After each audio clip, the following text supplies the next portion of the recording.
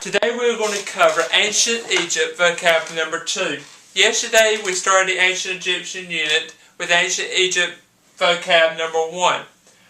Yesterday we started the unit with 8 vocabulary words to start the foundation of the Ancient Egyptian unit. Today we're going to continue the foundation with an additional series of vocabulary words that we're going to cover.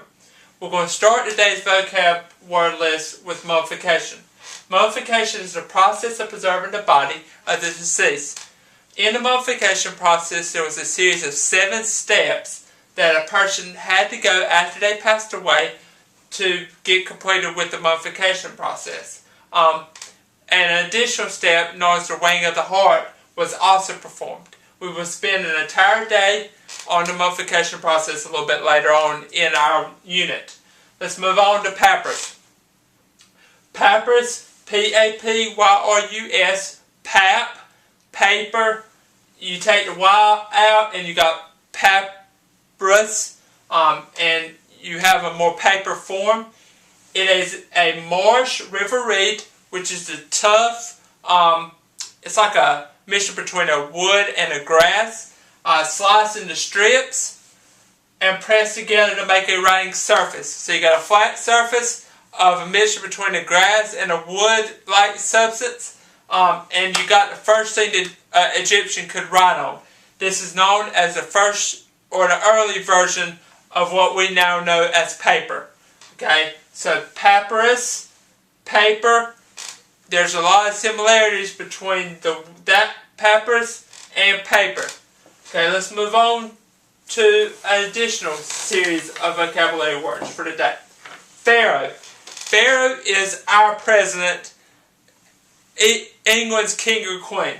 It would be the ruler of ancient Egypt. Pharaoh was the top position. Pharaohs were oftentimes considered gods on earth. Nobody really could overthrow them. There were people under them that would advise them, but pharaohs were always at the top. The next word is a word that we all should be familiar with Egypt. It is the most common word to come out of Egypt, or that people relate Egypt with. It is a pyramid. Pyramids are royal burial sites. That means burial sites for the pharaoh and their family during the Old and the Middle Kingdom. Now we're going to talk about what the Old and the Middle Kingdom are a little bit later on in our unit. But what a pyramid is a royal burial site.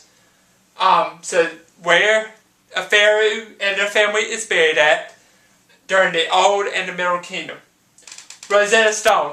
Now Rosetta Stone today is a program used to learn a language in I believe it's 10 to 20 days. But what Rosetta Stone gets its name from is a key to determining Egyptian writing.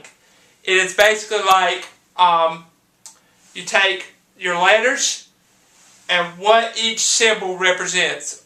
So a bird represents the letter A, for instance, just say. B represents some lines. A Rosetta Stone basically was used to determine what each picture represented in the alphabet. Let's move on to the final set of words for today. Sarcophagus. Sarcophagus is a container into which coffins and mummies were placed inside. That you're just going to have to learn it. A sarcophagus is a container where the coffin and the mummies were placed, almost like a hole. But it could be on land or on the floor. It won't all the time in the floor. It could be raised as well. Let's go on to Sphinx. Sphinx is a statue with the body of a lion and the head of a human. It is still there today. The Sphinx today, the common picture is that the Sphinx does not have a nose. Over time, decay and battles around that area have impacted the Sphinx statue. But the common picture is this area right here looks cracked or is gone. It is because of a series of reasons. not just one. Let's move on to the final vocab word for today. Valley of the Kings. Valley of the Kings is the site where tombs of the kings, pharaohs, and their families were located at.